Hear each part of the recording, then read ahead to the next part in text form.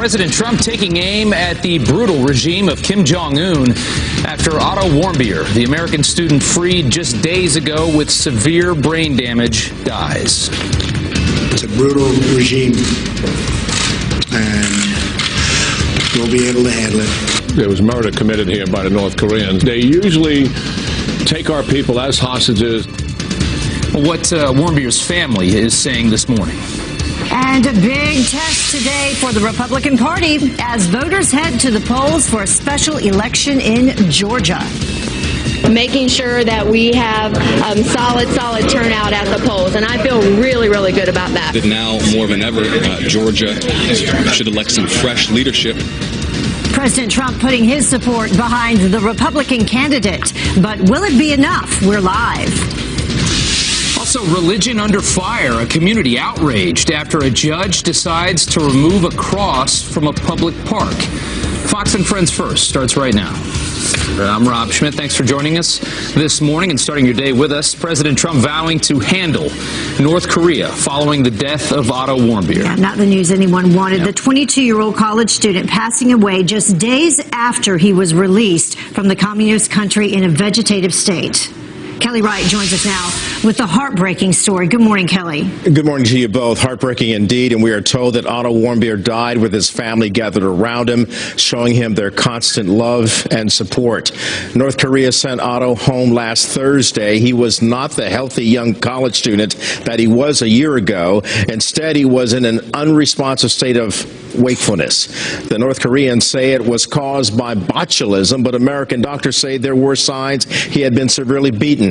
In the short time that he was home, his parents say Otto's countenance had changed from sadness to peacefulness, that their son knew he was finally home with the people, and in a statement, they said, unfortunately, the awful, torturous mistreatment our son received at the hands of the North Koreans ensured that no other outcome was possible beyond the sad one we experience today. We thank everyone around the world who has kept him and our family in their thoughts and prayers. We are at peace and at home, too. President Trump expressed his concern for the family and his disdain for the North Korean regime. He spent a year and a half in North Korea. A lot of bad things happened, but at least we got him home to be with his parents, where they were so happy to see him, even though he was in very tough condition, but he just passed away a little while ago.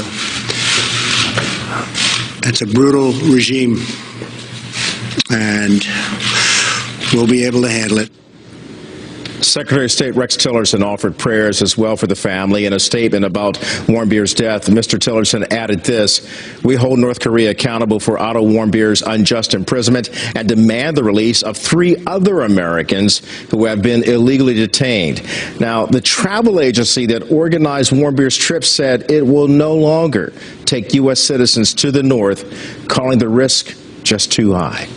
Back to you. It certainly is. All right, Kelly, thanks so much. Thanks, Kelly.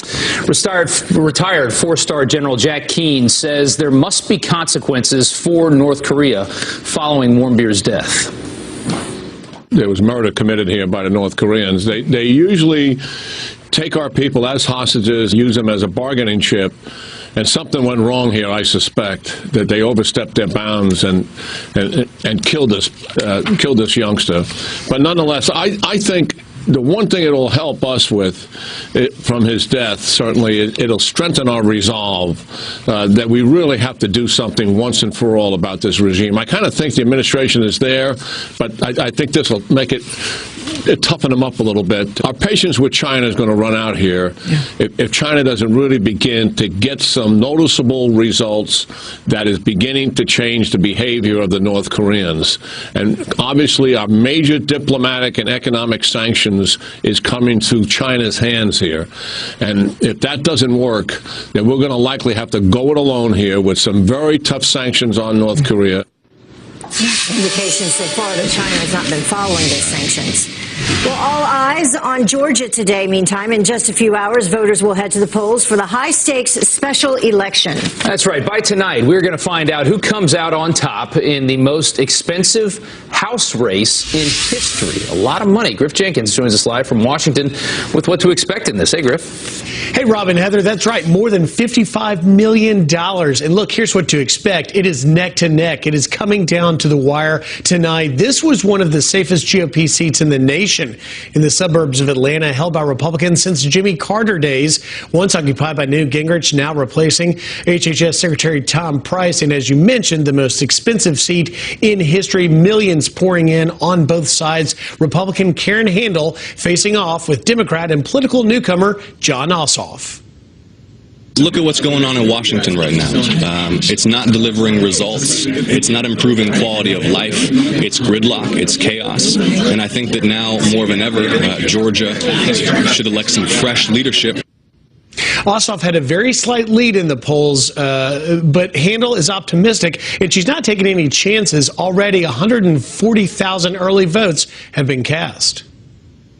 The last day of campaigning is always about turning out our voters, making sure that we have solid turnout at the polls. And I feel really, really good about that. And national implications, indeed, a test for Republicans and Democrats across the country. It's being viewed as a referendum on President Trump, who is doing everything he can to help Handel, tweeting this yesterday. Karen Handel's opponent in Georgia 6th can't even vote in the district he wants to represent because he doesn't even live there. He wants to raise taxes and kill health care. On Tuesday, hashtag vote Karen Handel. The reference here is a sticking point in this race, as Ossoff lives outside of the district and cannot technically vote for himself, but the demographics of this seat may be changing. Trump barely won there by less than 2%. And guys, a quick note, Karen Handel will join Fox and Friends in the 8 o'clock hour. Stay tuned. Get your popcorn and milk duds ready for this one. It's going to be very exciting tonight. It's going to be a big night. Yeah. All right, Griff, thanks so much. Thank you, Griff. Well, meantime, on the night before the big race, a conservative media outlet turned away from Jon Ossoff's campaign event. A Washington Free Beacon reporter says that he was escorted out of a speech in Roswell, Georgia. That writer tweeting this, the Free Beacon has been told that it is not welcome at tonight's Ossoff event. He says he was not given a reason why. A Senate floor showdown overnight. Democrats seizing control of the floor, demanding Republicans hold a hearing on the health care bill. This radical departure from normal procedure on a bill of such consequence leaves the Senate minority little choice but to depart from normal procedure as well. If Republicans won't relent and debate their health care bill in the open for the American people to see, they shouldn't expect business as usual. All right, this talkathon ending just after midnight. House Minority Leader Nancy Pelosi taking it one step further, saying Trump care's assault on seniors and working families is indefensible, and Republicans on both sides of the Capitol know it. Trying to ambush the American people only confirms Trump care as the mean and cold-hearted monstrosity that it is. Republican lawmakers following President Trump's agenda to put America first by possibly putting America before their own vacations. The GOP now considering canceling the month-long August recess to push their agenda forward in Congress. The main focuses, the big ones, tax reform and health care. Lawmakers need to pass a budget resolution by September 30th to avoid a government shutdown. Extreme weather now. A powerful storm system carving a path of destruction all the way up the East Coast. Yeah, some really big storms. Just north of D.C., a tornado touching down, uprooting trees, destroying cars. And then out on the West Coast, too hot to fly. Have you heard of this? Nearly 50 flights were canceled in Phoenix today. That's because the temperatures are expected to hit 120 degrees. Janice Dean, live for us, tracking it all. Janice, I've never heard about that. It's too hot to fly. Yeah, absolutely. I mean, the planes, they're just worried they can't handle the heat. Being caught on the tarmac, 120 degrees, that could be really dangerous. I want to focus on the storms as well. You mentioned the tornado outside of the D.C. area, EF0. You see the current temperatures, so that cold front has moved through, bringing down the heat across the East Coast, but across the West, dangerous heat, which we will talk about. Also want to point out, we have a potential tropical storm that's going to develop today. It will get a name. It will remain a tropical storm, and the legacy of this will be the potential for heavy rainfall. We have warnings already posted, tropical storm warnings for parts of Louisiana and towards Texas. And again, we're going to see easily 6 to 8, even a foot of rainfall with with this system. So that's going to be a big deal. Your forecast today, watching this tropical system in the Gulf of Mexico, is going to get a name today. We expect showers across the Great Lakes, cooler temperatures across the Northeast, and then very hot over the Southwest, not only parts of Arizona, but into California, where we have excessive heat warnings in place, not only today, but through the work week. So dangerous heat there. 119 in Phoenix. I mean, they're flirting with all-time highs out there. So a lot of stories to follow in the weather department. Yeah, certainly are. Does it really make a difference if it's a dry heat? No. Okay. It's just a dangerous heat. Yeah. That's hot no matter what. All right, Janice, thanks so much. Thank you, Janice. Well, follow up for you, Fox News Alert. The man accused of slamming a van into worshippers leaving a mosque in London is now facing terrorism charges. 47-year-old Darren Osborne is a father of 4 from Wales. Police say that he was targeting Muslims when he killed 1 and injured 10 others. This comes as France remains under a state of emergency after a dramatic takedown stops a deadly plot targeting tourists. So you can see authorities pulling a known extremist from a smoking car. Look at that. It's packed with explosives. The terror suspect killed after smashing into police in the Champs-Elysees area. No one was injured. No one else. Well, the U.S. will not back down. Military leaders sending a stern message after Russia threatens to target American and coalition airplanes and jets in western Syria and suspends a hotline set up to avoid mid-air collisions between Russian and U.S. warplanes in Syria. I'm confident that we are still communicating between our operations center and the Russian Federation Operations Center, and I'm also confident that our forces have the capability to take care of themselves. All right, the latest threat from Russia comes after a U.S. fighter jet shot down a Syrian warplane that had dropped bombs near U.S.-backed fighters. U.S. Special Forces veteran Ben Collins is blaming the Obama administration's foreign relations failures for the escalating tensions in the Middle East. You do have to look back on certainly what the Obama administration did, and it was they took a situation that was already complex and just certainly made it worse. I mean, if you look at it, we first backed the Kurds in order to fight ISIS, and we were conducting, an air campaign. So we first backed the Kurds, but then essentially we were backing Saudi Arabia and what they were doing in Yemen, which irritated Iran. So we tried to appease Iran. We gave them a nuclear deal, which then ended up upsetting Israel. So then we just sold Israel a bunch of weapons as well. I mean, we've essentially kicked off an arms race, even worse, but the whole thing was so discombobulated, they were never able to actually say what are the U.S. strategic interests in Syria. So unfortunately, President Trump got stuck with this. We see that we just shot down a plane, a Syrian plane, that could almost as easily have been a Russian plane, and I'm concerned about where that might take us. Back at home, 2 deputies are recovering after an inmate steals a gun and shoots them at a Tennessee courthouse. The suspect, already facing kidnapping charges, grabbing a cop's gun during a hearing, shooting one in the stomach and another in the hand.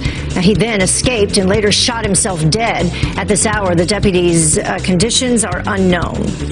And the baseball field where a gunman opened fire on GOP lawmakers is back open. This as we see some new horrifying pictures showing the bullet holes that pierced the metal fence at Eugene Simpson Stadium in Alexandria, Virginia.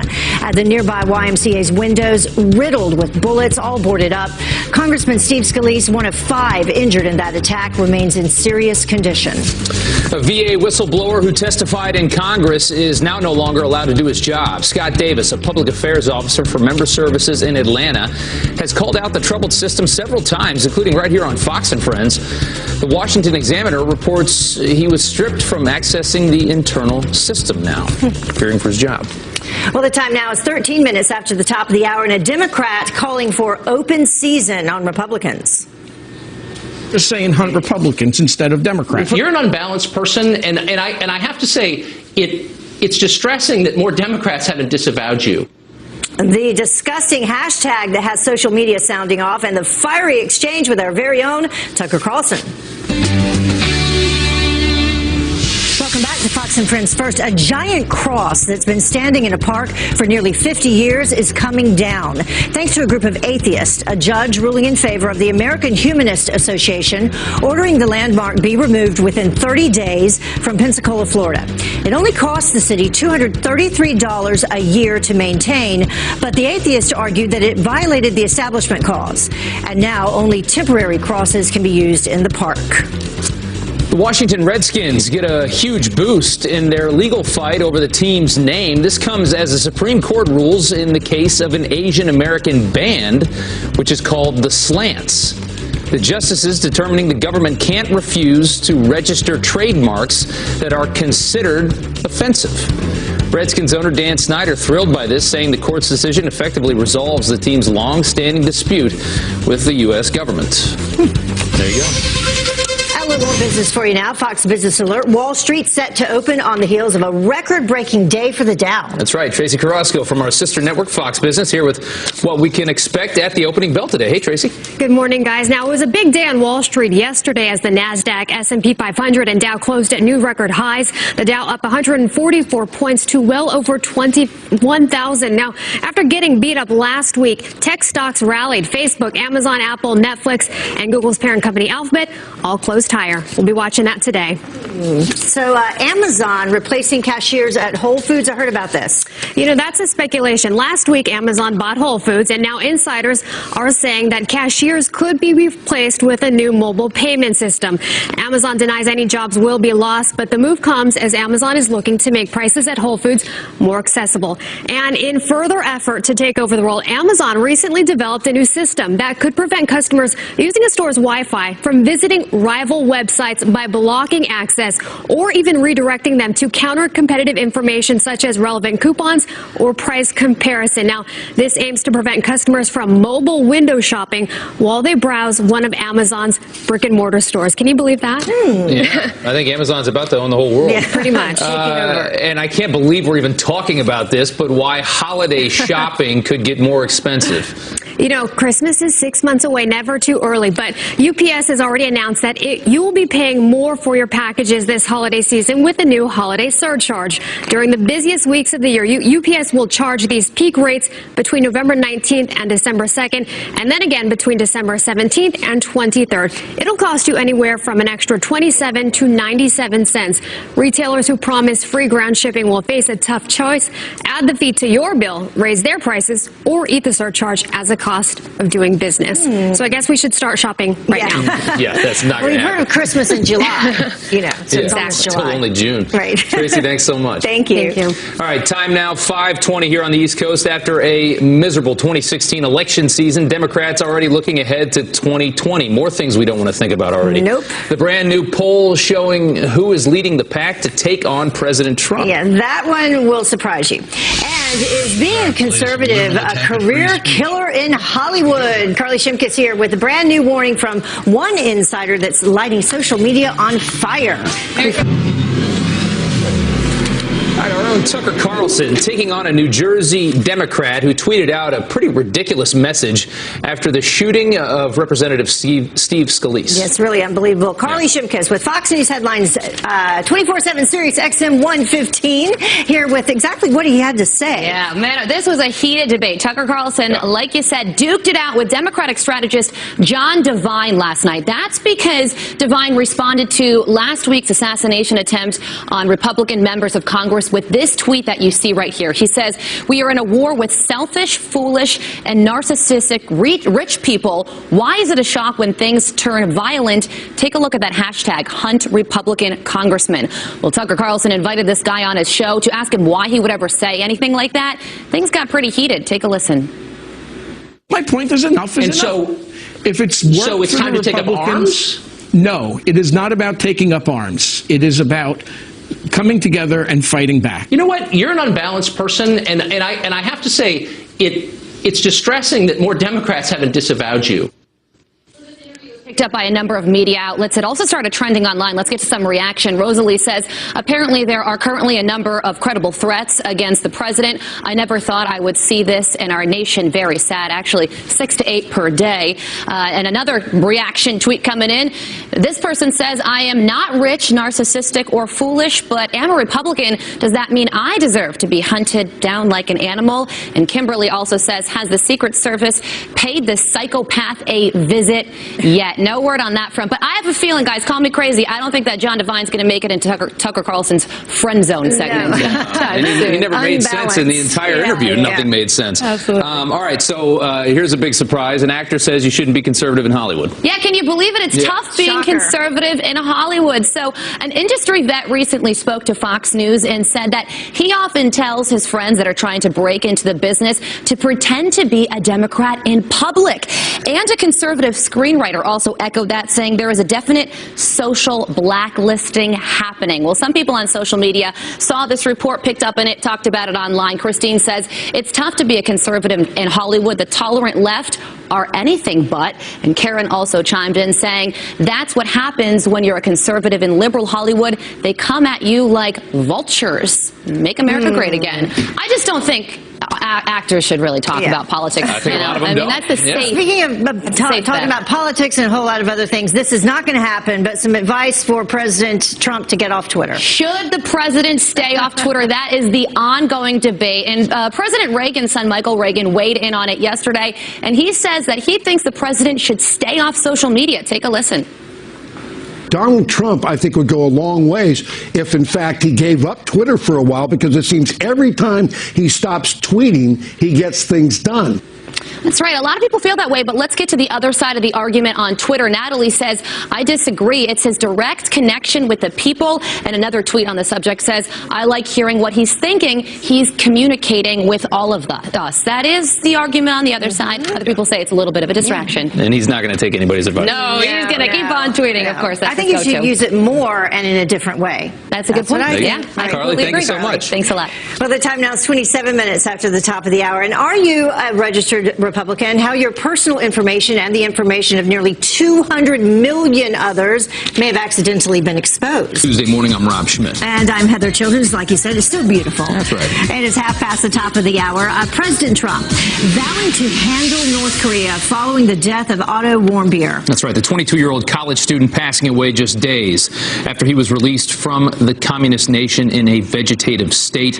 Kelly Wright joins us now with a very heartbreaking story this morning. Kelly. Rob and Heather, Senator John McCain claims the regime of Kim Jong-un murdered Otto Warmbier. The U.S. State Department is holding North Korea accountable for the circumstances involving Otto Warmbier's imprisonment and death. North Korea sent Otto home last Thursday. He was not the healthy young college student that he was a year ago. Instead, he was in an unresponsive state of wakefulness. The North Koreans say it was caused by botulism, but American doctors say there were signs he had been severely beaten. In the short time that he was home, his parents say Otto's countenance had gone from anguish to peacefulness, that their son knew he was finally home with the people who loved him. And in a statement, they said, unfortunately, the awful torturous mistreatment our son received at the hands of the North Koreans ensured that no other outcome was possible beyond the sad one we experience today. We thank everyone around the world who has kept him and our family in their thoughts and prayers. We are at peace and at home, too.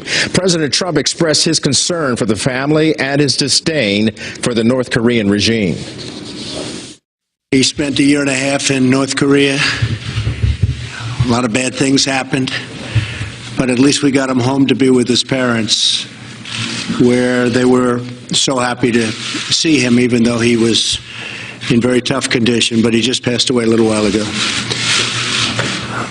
It's a brutal regime, and we'll be able to handle it.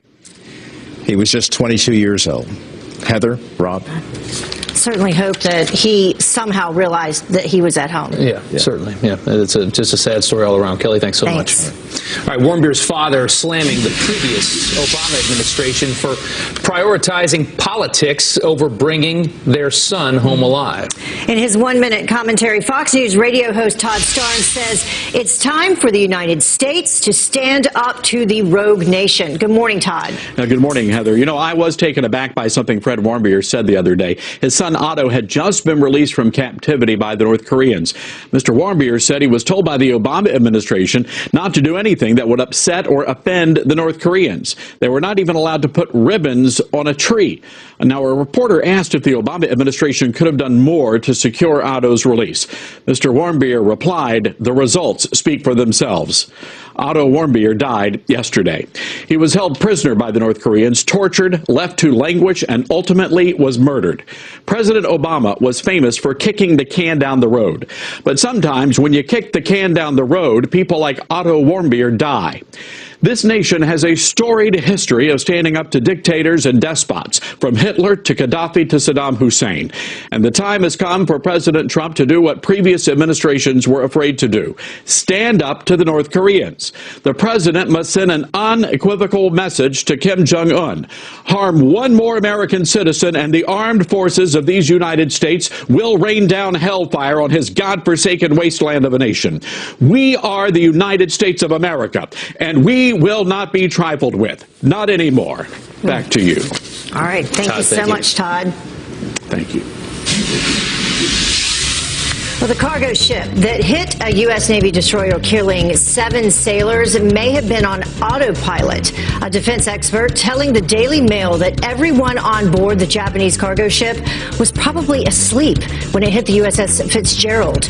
That container ship then made a U-turn to find out what it hit, waiting for an hour to report the crash. The questions still remain on the exact time of the crash as investigators continue to try to figure out who is to blame. All right, President Trump's son-in-law doing something he hasn't done before, breaking his months of silence to welcome Silicon Valley CEOs to the White House. Jared Kushner sharing the administration's goals to update the government's IT infrastructure ahead of a meeting with the president. This is Technology Week here at the White House, and we are proud to be kicking it off with your engagement and assistance. Our goal here is simple. We are here to improve the day-to-day lives of the average citizen.